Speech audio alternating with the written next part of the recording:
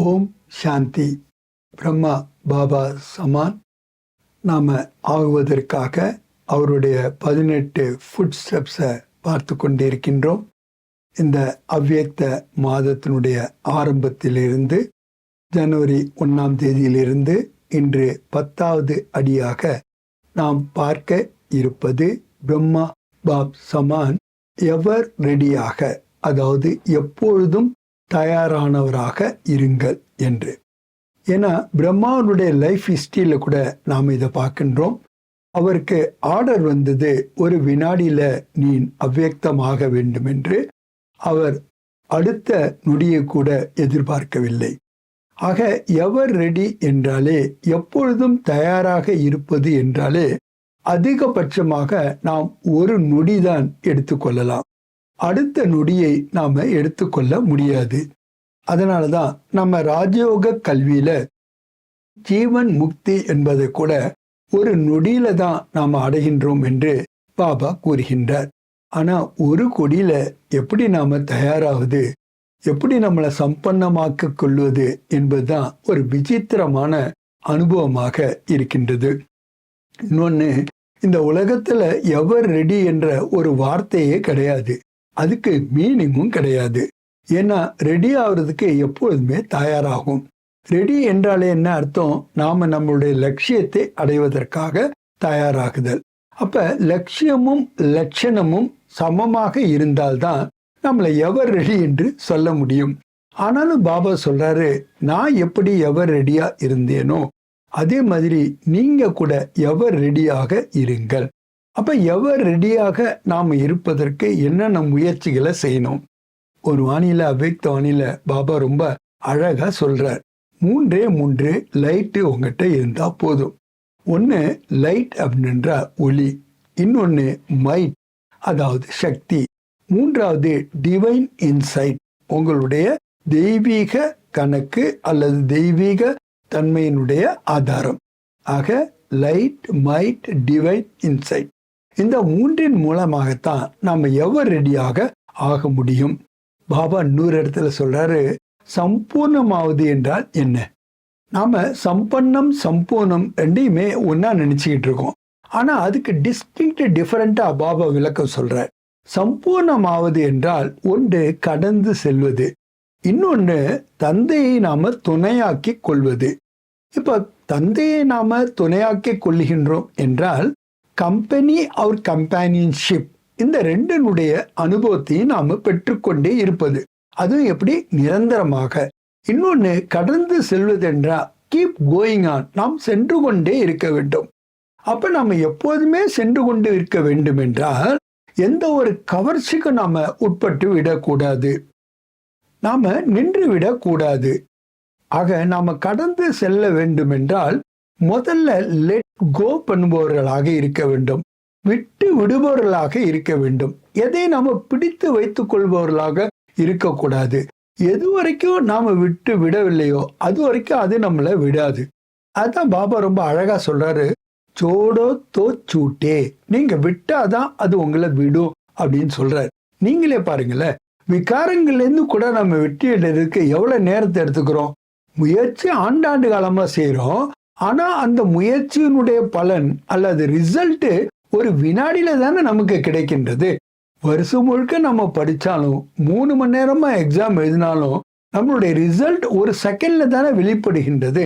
அதனாலதான் பாபா சொல்றாரு, நீங்கள் எவர் ரெடியாக இருக்க வேண்டும். அப்படி நாம எவர் ரெடியா இருக்கணும்னா, தேக உணர்வு என்ற உடையை நாம உடுத்தி கொள்ள கூடாது. ஆத்மாவுக்கு உடை தேகமாக இருக்கின்றது. ஆனா ஆத்மாவில் தேக உணர்வு என்ற ஆடையை உடுத்திக் கொள்பவர்களாக இருக்கக்கூடாது. அதனாலதான் நாம ஆடையற்றவர்களாக, அதாவது நிராகாரியாக செல்ல வேண்டும் என்று கூறுகின்றார்கள் என்றால், பக்தி மார்க்கத்துல அவர்கள் இந்த உடையே இல்லாம நிர்வாணமாக இருப்பதை நினைக்கிறாங்க. ஆனா பாபா நமக்கு சொல்ற, நிர்வான் அப்படின்னாலே அஷரீரி என்றாலே தேக உணர்வு என்ற ஆடையை நாம உடுத்தி கொண்டு செல்ல முடியாது. ஏன்னா தேக உணர்வு என்ற ஆடையை அணிஞ்சாதான் தேகத்தை நாம அணிந்து கொண்டு தேகத்தின் மூலமாக, இந்திரியங்கள் மூலமாக இந்த உலகத்துல நாம செயல்களை ஆற்ற முடியும். அதனால தான் நம்மளை பந்தனத்துல கொண்டு வருவதே இந்த தேக உணர்வு தான். அதனால தான் பாபா சொல்றாரு, நான் என் குழந்தைங்களை எப்போதும் எப்படி பார்க்க விரும்புகின்றேன் என்று ஒரு முறை இல்லை 1000 முறை கூறியிருக்கின்றார். அது நம்ம எல்லாருக்குமே தெரிஞ்ச ஒன்றுதான். ஒன்று, பந்தன் முக்தாக பார்க்க வேண்டும். இரண்டாவது, எவர் ரெடியாக பார்க்க வேண்டும் என்று கூறுகின்றார். இங்க பாருங்க, பந்தன் முக்த ஆகாம நாம எவர் ரெடியாக ஆக முடியாது. ஏன்னா நம்ம வீட்டுக்கு திரும்பி போகும்போது எப்படி வந்தோமோ அப்படித்தானே போகணும். நாம எப்படி வந்தோம்? தனியாக வந்தேன் ஆத்மா நம்ம சொல்ல முடியாது. ஏன்னா எல்லாருமே தனியா தான் வந்தாங்க. யாருமே கூட்டத்தோட எல்லாம் வரல வரும்போது. அப்ப நாம வருவதற்கும் பிறருக்கும் உள்ள வித்தியாசம் என்ன? நான் அமைதியாக வந்தேன் அப்படின்னா எல்லா ஆத்மாவும் அமைதியா தான் வருது. அவங்க துவாபரயுகத்துல வந்தாலும் சரி, கலியுகத்துல வந்தாலும் சரி, எந்த வீட்டுல இருந்து வர்றாங்க? அந்த வீடு அமைதியானது தானே, தூய்மையானது தானே. அப்ப ஆத்மாவுடைய ஒரிஜினல் குணங்கள் அல்ல. நாம எப்படி வந்தோம்னா சர்வகுண சம்பன்னமாக, சம்பூர்ண நிர்விகாரியாக, மரியாதா புருஷோத்தமமாக, அஹிம்சா பரமோ தர்மமாக, அதாவது ஆதி சனாதன தேவி தேவதா தர்மத்தினுடைய குவாலிட்டியோட தான் நம்ம வந்தோம். அதனால தானே நம்மள அந்த உலகத்துல வர முடிஞ்சது. ஐஏஎஸ் பாஸ் ஆகாம கலெக்டர் ஆக முடியாது. நாம வெறும் நிராகாரியா, நிர்விகாரியா, நிரகங்காரியா ஆனாக்கா நம்ம சத்தியத்துல வர முடியாது. இப்ப இந்த 5 குவாலிஃபிகேஷனோட தான் நாம போனோம். அதனால்தான் அந்த 5 குவாலிஃபிகேஷனோட நாம திரும்பி வருகின்றோம். அதனால்தான் பாபா சொல்றார், என்னுடைய சாத்தியாக நீங்கள் செல்ல வேண்டுமே தவிர பராத்தியாக அல்ல. ஆக உலகத்தில் உள்ள அத்தனை கோடி ஆத்மாக்களும் பாபா கூட போறாங்க. ஆனா பராத்தியா நாம எப்படி போறோம்? சாத்தியாக. அதனாலதான் பாபா சொல்றாரு, ஒவ்வொரு நாளும் கூட, ஒவ்வொரு நேரமும் கூட பாபாவை உங்களுடைய துணைக்காரனாக வைத்துக் கொள்ளுங்கள். கம்பானியன்ஷிப்பினுடைய துணைக்காரத்தன்மையை அனுபவம் செய்யுங்கள். அது வரைக்கும் செய்யாம உங்களால் என்ன ஆக முடியாது? விதேகியாகவும் ஆக முடியாது. நீங்க சம்பன்னமாகவும் சம்பூர்ணமாகவும் ஆக முடியாது. ஆக சம்பூர்ண தன்மையை பத்தி சொல்லும் போது அவர் வித்தியாசமா ஒரு விஷயத்த நமக்கு கூறுகின்றார். என்ன கூறுகின்றார் என்றால், ஒன்று கடந்து செல்வது, இன்னொன்று பாபாவை எப்போதும் துணையாக கொள்வது. ஆனா நம்ம என்ன செய்யறோம்? ஆத்மாவானது எப்ப இந்த பிறப்பு இறப்பு என்ற சக்கரத்துல வருகின்றதோ அப்ப ஆட்டோமேட்டிக்கா ஒன்று மனிதர்கள் அல்லது பொருட்கள் அல்லது வைபவங்கள், இந்த மூன்றையுமே துணையாக்கி கொள்கிறது. அது துணையாக்காம அதனால பாட்டே பிளே பண்ண முடியாது அல்லவா? எப்படி நாம சூழ்நிலைக்கு அடிமையாக இருக்கின்றோமோ அதே மாதிரி தேகம், தேக சம்பந்தங்கள், தேகத்தினுடைய பதார்த்தங்கள், தேகத்தினுடைய வைபவங்கள், இந்த எல்லாத்துக்குமே நம்ம அடிமையாகிறோம் இல்லையா? அதாவது என்ன அர்த்தம்? அதை நாம் துணையாக ஆக்கிக் கொள்ளுகின்றோம். எது வரைக்கும் இதுல ஏதாவது ஒன்றை துணையாக ஆக்கிக் கொள்ளுகின்றோமோ அப்ப எப்படி பாபாவை துணையாக ஆக்கிக் கொள்ள முடியும்? கொஞ்சம் ரேஷனலா பாபா கேட்கிறார், என் கூட நீங்க வரணும்னா என்ன மாதிரி நீங்க ஆகணும்?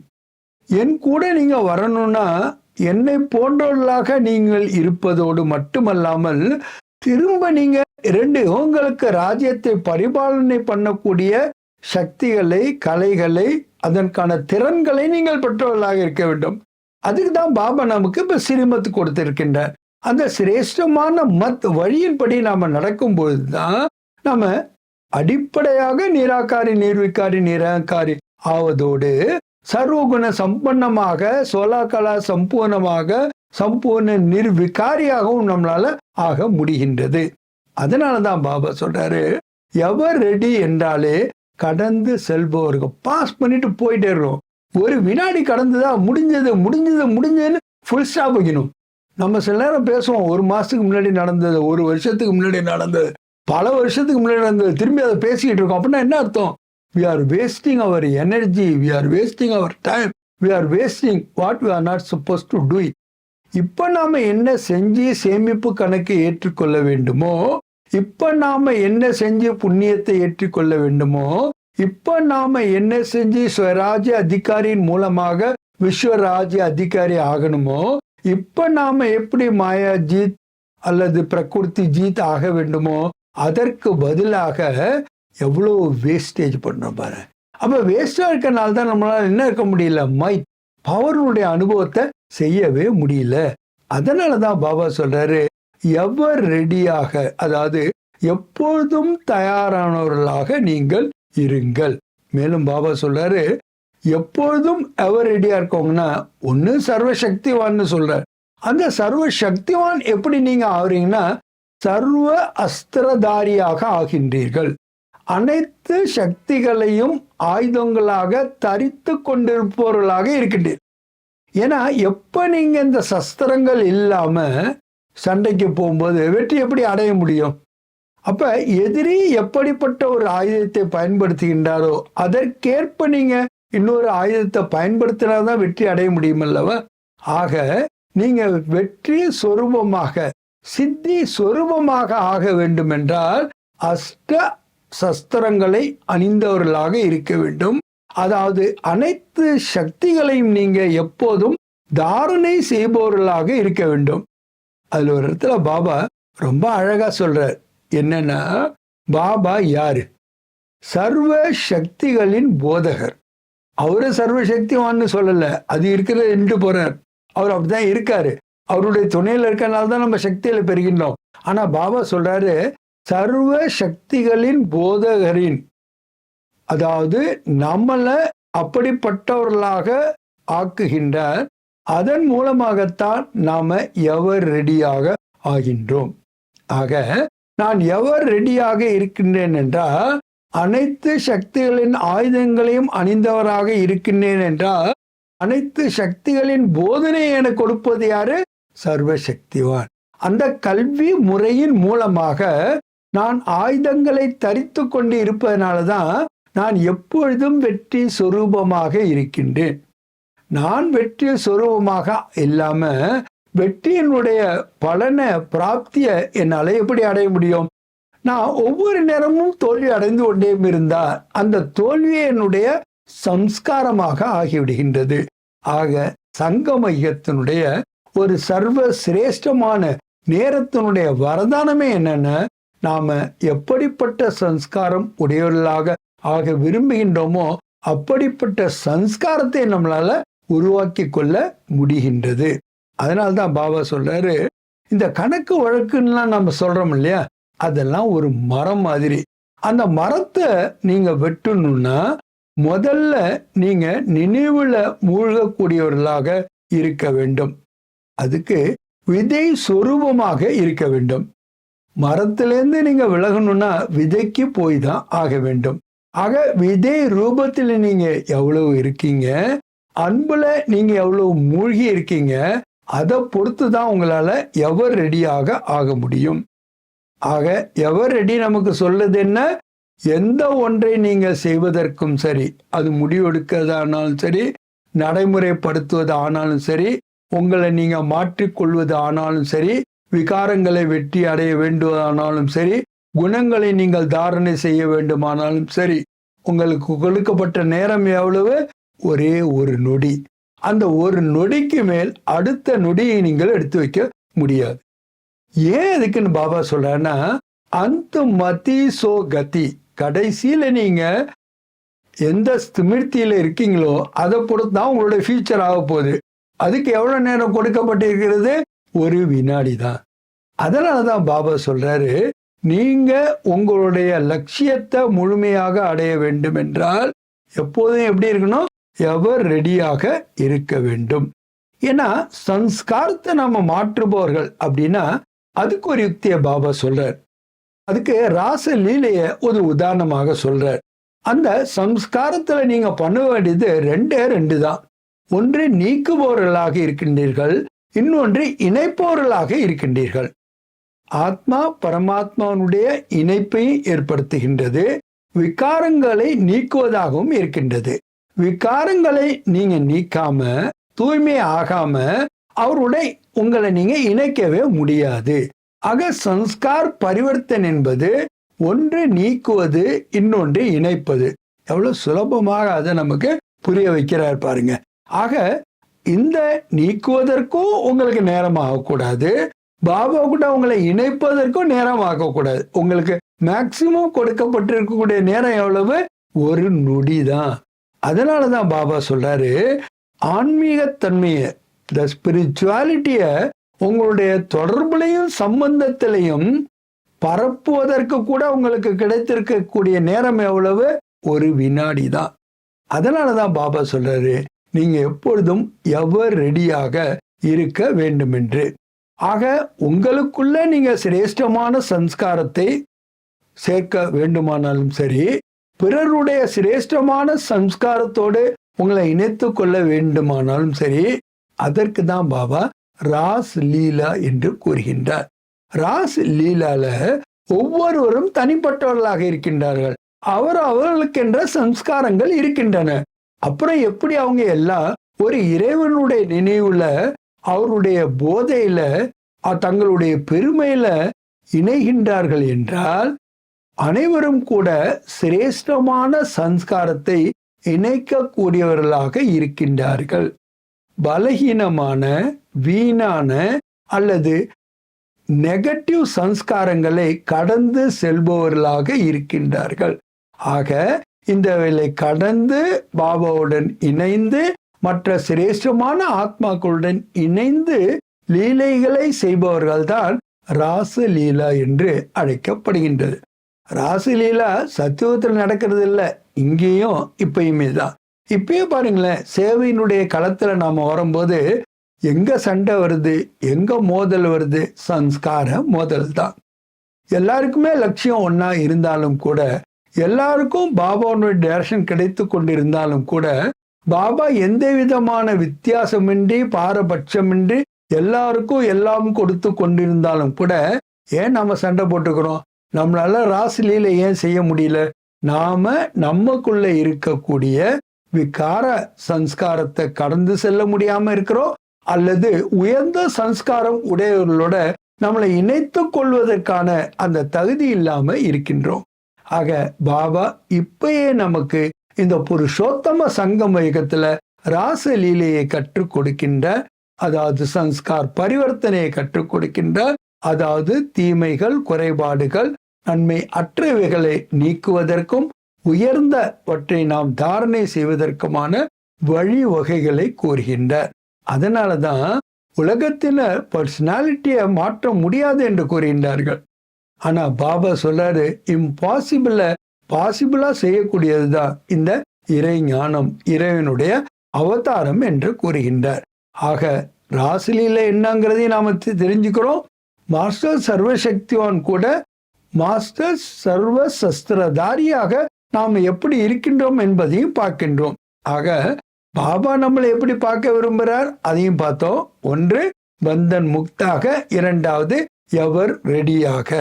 ஆக நாம கர்மாத்தத்தின் இல்லையே, அதையே பாபா இன்னொரு வேர்ட்ல சொல்றாரு, நான் எவர் ரெடி என்று கூறுகின்றேன் என்று. அதை நாம அடையணும்னாக்கா நாம எதில் மீதும் சார்ந்து இருக்கக்கூடாது. மனிதர்களாகட்டும், பொருட்களாகட்டும், அல்லது வைபவங்களாகட்டும், அல்லது சாதனங்களாகட்டும். இன்னைக்கு பார்த்தோம்னா ஒவ்வொருத்தரும் ஏதாவது ஒன்றுக்கு அடிமை ஆயிடுறாங்க. காரணம் என்ன? அதை சார்ந்தவர்களாக ஆகிவிடுகின்றார்கள். அதாவது அதை அவர்கள் துணையாக ஆக்கி கொள்ளுகின்றார்கள். எப்ப நாம எனக்கு இருப்பது ஒரே ஒரு பாபா, வேறு யாருமே இல்லை என்ற முடிவு எடுத்து விடுகின்றேனோ, மனிதர்களை சார்ந்தவர்களாக அவர்கள் யாரையும் நாம் துணையாக ஆக்கி கொள்வது இல்லை. சர்வ சம்பந்தங்களையும் அவர் கூட நாம் வைத்துக் கொள்ளும் போது, சர்வ ரசனைகளையும் நாம் அனுபவம் பண்ணது, நம்மளுடைய மனம் புத்தியானது ஒருபொழுதும் சஞ்சலம் என்பது அடைவதே இல்லை. அப்ப நம்ம ஏற்கிற ஸ்திதியில நம்மளால இருக்க முடிகின்றது. ஆக கடைசி நேரத்தை நாம வரவேற்கின்றோம் என்றால் நாம தயாராக வைத்துக் கொள்கின்றோம், நாம சம்பன்னமாக ஆக்கி கொள்கின்றோம். அப்ப நமக்கு ஒரு அடி எடுத்து வைத்தாலே போதுமானது. ஆக பாபாவை நோக்கி நாம ஒரு அடி எடுத்து வச்சோம்னா பாபா 1000 அடிகள் நம்ம முன்னாடி வர்றாரு. அதே மாதிரி கடைசி நேரத்துல நாம ஒரு அடிதான் எடுத்து வைக்க முடியும், அதற்கான நேரம்தான் இருக்கும் என்றால் அப்பொழுது நாம அதற்காக தயாராக இருக்க வேண்டும். அதுவும் எப்பொழுதும் தயாராக இருக்க வேண்டும். மேலும் நம்மை நாம் சர்வ குணங்களிலும் சம்பன்னமாக ஆக்கி கொள்ள வேண்டும். எப்படி இராணுவத்தினர் தங்களுடைய பெட்டி படுக்கை எப்போதும் தயாரா வச்சிருப்பாங்களோ, எப்போ ஆர்டர் கிடைச்ச உடனே அவங்க கிளம்பிடுறாங்களோ, அதே மாதிரி ரூஹானி மிலிட்ரியில இருக்கக்கூடிய நாம கூட எப்போதும் தயாரா இருக்கணும். வேற ஒன்றும் இல்லை, வீணான எண்ணங்களோ பேச்சுக்களோ செயல்களோ இல்லாம இருந்தாதான் நம்மளால எப்போதும் தயாராக இருக்க முடியும். ஆக அந்த கட்டுப்படுத்தும் சக்தியின் மூலமாக நாம நம்மளுடைய பலகீனங்கள் அனைத்தையும் நீக்கி பாபாவுக்கு சமமாக ஆகி அவர் கூடயே செல்லுகின்ற அந்த பத்மாபதம் பாக்கியத்தை நாம அடைய முடிகின்றது. நல்லது. ஓம் சாந்தி.